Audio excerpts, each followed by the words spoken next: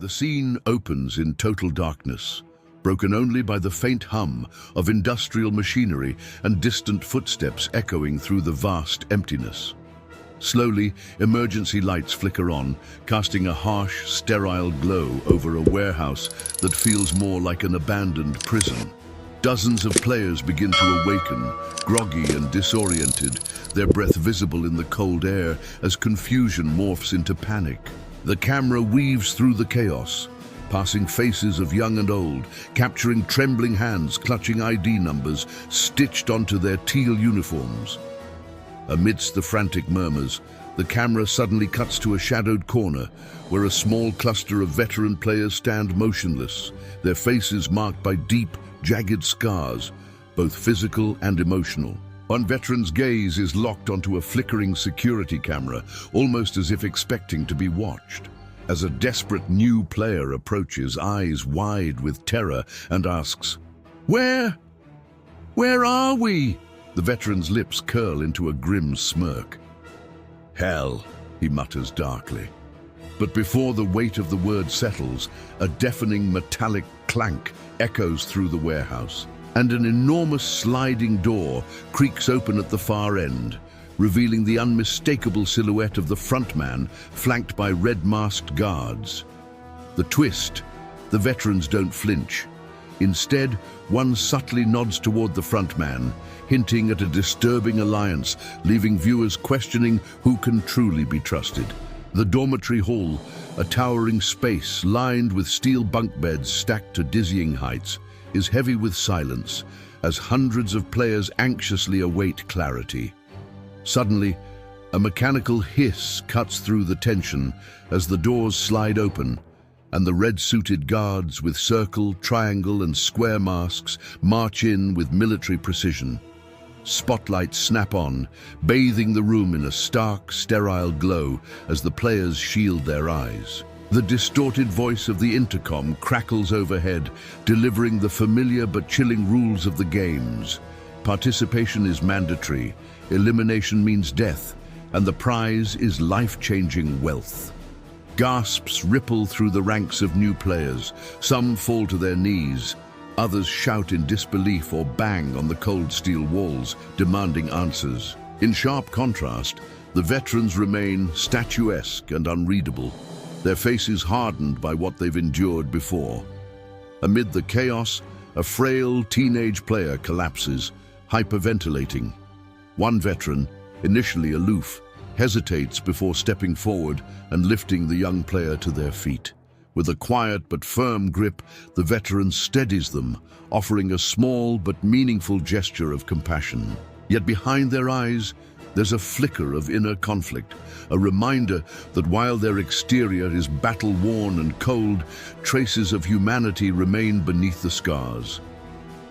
The veteran steadies the trembling teenager, their grip firm, but their face blank, lost in thought as the intercom's chilling words echo overhead. As the young player clings to them, the veteran's gaze drifts upward, eyes clouding over, and suddenly the scene cuts sharply to a flashback. The colors are desaturated, grim. We see the same veteran, years younger, sprinting across a narrow glass bridge, suspended high above a pit of darkness, heart-pounding. The sounds of shattering glass and screaming competitors reverberating around them. A teammate reaches out, slips, and plummets into the abyss, their scream haunting and abrupt. Blood spatters on the veteran's face as they freeze mid-step, paralyzed by fear and guilt. Back in the present, the veteran blinks rapidly, the trauma still fresh despite the years. As they release the young player's arm and retreat slightly, their cold demeanor returns. Yet the audience now sees the weight they carry, the psychological scars etched deeper than the physical ones. As the intercom finishes announcing the deadly rules, the veteran clenches their fists, steeling themselves once again for what lies ahead. The dormitory is bathed in a muted bluish hue from the faint emergency lights overhead, casting long shadows across the walls. Most players are restless or pretending to sleep, But in a secluded corner behind a stack of metal bunks, a small group of veterans huddle close, whispering in urgent, hushed tones. Their voices are sharp but low, laced with bitterness and strategy. "We've played their game before," one murmurs, eyes darting toward the ever-present surveillance cameras. "This time, we play ours." Another veteran nods grimly, proposing they quietly recruit key players to undermine the guards and seize an advantage when the time is right. Their faces are scarred, their loyalty to each other evident, but so is the desperation in their eyes. Unbeknownst to them, from behind a cracked bunk frame, a young new player watches through the narrow slats, struggling to piece together the conspiracy. Sweat beads on their forehead as they wrestle with fear and intrigue. Should they warn others or approach the veterans? The tension is palpable, every whispered word feeling like a loaded gun. Just as one veteran glances suspiciously around, sensing they may not be alone, the hidden player ducks deeper into the shadows, heart racing, caught between survival instinct and the magnetic pull of the secret alliance. The oppressive quiet of the dormitory is shattered by a sudden harsh buzz as the ceiling-mounted loudspeakers crackle to life. Every player freezes mid-breath, eyes snapping upward as the cold, monotone voice echoes through the steel-clad room. "Attention players, the first game will commence in 30 minutes. Prepare to be escorted." A collective wave of dread washes over the room. New players glance around anxiously, whispering in fear, while veterans exchange knowing, grim looks, fully aware of what's coming. The camera cuts between the dormitory and scenes of red-masked guards methodically preparing the arena, loading weapons, adjusting surveillance equipment, and sweeping sand off a vibrant, childlike game set that feels eerily out of place in contrast to its deadly purpose. Meanwhile, high above it all, the front man sits silently in his glass-paneled surveillance chamber, face obscured by his signature black mask. His gloved hand taps rhythmically on the armrest as he watches multiple monitors displaying every inch of the dormitory and arena. His cold, calculating gaze lingers on certain players, particularly the veterans, hinting that he's anticipating more than just the usual bloodshed. Back in the dormitory, the air thickens with fear as boots of the guards echo closer, signaling the players' grim march toward the unknown. The heavy metal doors slide open with a mechanical groan, revealing a towering industrial elevator that carries the players upward. As it halts with a jolt, the doors part to unveil the arena. An enormous open chamber bathed in harsh overhead lights. At first glance, it resembles a twisted version of an old-school playground, but towering steel beams and frayed industrial ropes immediately suggest something far more sinister. Suspended high above the ground are two narrow platforms connected by thick ropes. It's a deadly variation of tug-of-war, but with no nets below, only a gaping void. The players are herded forward by the red-masked guards as the arena's vastness swallows them whole. New players freeze, overwhelmed by the scale and danger, while a few veterans stiffen in recognition. The haunted glint in their eyes says they've seen something like this before. One veteran's voice cuts through the rising panic. It's not just about strength, it's about timing and weight shifts. They quickly huddle with a few nearby players, urging them to position themselves strategically on the rope, but many new players are too frantic to listen. Overhead, ominous music echoes as the frontman watches from a darkened observation booth, a faint smirk beneath his mask. Chaos brews as guards begin calling out players' numbers, forcing them to form uneven teams. The veterans scramble to adapt, tension mounting as they know that hesitation here could mean a quick and brutal fall. The arena's design oozes cruelty, blending childhood nostalgia with life-threatening stakes as the players step closer to the edge, both literally and figuratively. A loud horn blares, signaling the start of the game, and the players on each platform instinctively grip the coarse, heavy ropes with shaking hands. Almost instantly, the veterans spring into action, barking orders with the urgency of soldiers on a battlefield. "Pull in rhythm! Lean back on 3!" one commands, digging their heels into the metal grate beneath them. The veterans' experience quickly gives them an advantage, synchronizing their pulls and positioning themselves to counterbalance the opposition. Meanwhile, the new players on both sides flail in disarray, gripping the rope too high or standing too close to the edge. Some slip from the platform entirely, screaming as they plummet into the void below. Blood stains the steel and dust rises from the shaking ropes as the game devolves into a brutal tug-of-war, the tension snapping like overstretched wire. In a pivotal moment, a young recruit on the veterans team loses their footing, sliding dangerously close to the edge. Without hesitation, a grizzled veteran lunges, sacrificing their stable position to grab the recruit's jacket, yanking them back to safety. The cost is immediate. The veteran's own weight shift topples them off balance and they tumble off the platform, disappearing into the abyss below. The recruit stares in shock, realizing the sacrifice, while the remaining veterans grit their teeth and rally harder, fueled by the loss. The survivors are herded back into the dormitory, like broken soldiers returning from battle. The once chaotic room is now eerily silent, heavy with despair. Players slump onto their bunks, eyes vacant, as muffled sobs and shallow breaths fill the air.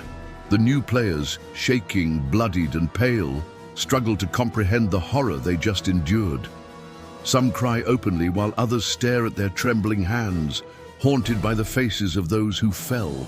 A young recruit who was saved earlier curls into a corner, unable to meet anyone's gaze as guilt eats away at them. Across the room, the veterans sit separately, hardened and emotionally distant, their expressions unreadable. They've seen this before, the breakdowns, the shell shock, the spiral into hopelessness. One veteran silently bandages a gash on their arm, while stealing glances at the crumbling new players, knowing that many of them won't survive what's coming next. For the veterans, this is routine. Another bloody page in a book they've read too many times. The dormitory's lights dim slightly, casting long shadows across the concrete floor as an unsettling stillness settles over the room. In their eyes, the veterans carry an unspoken truth. This was merely the prologue, and the worst is yet to come. Inside the frontman's private quarters, the mood is clinical and foreboding. The room is dimly lit, illuminated only by the glow of several large monitors displaying live feeds of the dormitory, arena, and various hidden corridors. The frontman sits in a leather chair, mask reflecting the eerie light as he silently flips through a stack of confidential files marked with player numbers and red-stamped returning participant. Each file contains surveillance photos, psychological evaluations, and records of past games. His gloved hand lingers longer on certain profiles, especially those of the veterans, his breathing steady but calculated, as if weighing something personal behind the cold facade. On the far side of the room sits a heavy steel filing cabinet. The frontman rises and walks toward it, unlocking a drawer with a small silver key retrieved from around his neck. Inside, among cryptic documents and personal mementos, lies a single, worn photograph. As he picks it up, the camera zooms in to reveal the face of a familiar character from a previous season, someone presumed dead or lost to the games. His grip tightens slightly, the first crack in his stoic demeanor, hinting that this face holds deeper meaning and unresolved history. Without a word, he slides the photo back inside, locks the drawer, and turns toward the monitors, watching the surviving players below with a newfound intensity. The revelation lingers, setting the stage for a larger conspiracy and personal vendetta beneath the surface of the deadly competition. As the frontman quietly resumes his watch over the monitors, the camera pulls back to reveal he's not alone. In the shadows of the surveillance room stands a masked VIP, draped in the signature gold-trimmed attire of the elite spectators. The VIP silently observes the dormitory footage, focusing intently on the group of veterans below. The frontman, sensing their attention, remarks coldly, "They're adapting faster than expected." The VIP simply nods, but the tension between them is palpable. Suddenly, the VIP turns away from the monitors and with deliberate slowness removes their ornate mask. The camera tightens on the reveal. It has a shocking face familiar to longtime viewers, a player from season 1 or 2, someone who was believed to have died in a brutal game, but now stands alive, seemingly allied with the very system that once tried to kill them. Their eyes are cold, far removed from the desperate survivor they once were. "They'll break, just like we did," the former player murmurs, their voice laced with bitterness and complicity. The frontman gives a faint nod, confirming a secret pact between them. But before the audience can fully process the betrayal, the monitors flicker unexpectedly. For a brief second, one screen glitches and reveals a mysterious figure deep within the complex, someone moving undetected, possibly sabotaging the system from within. The frontman and VIP exchange a tense look, their calm cracking as they realize someone else might be pulling strings behind the scenes. The scene cuts to black, leaving the audience stunned with questions swirling. Who is the hidden infiltrator? Why did the former player switch sides? And how deep does the conspiracy go?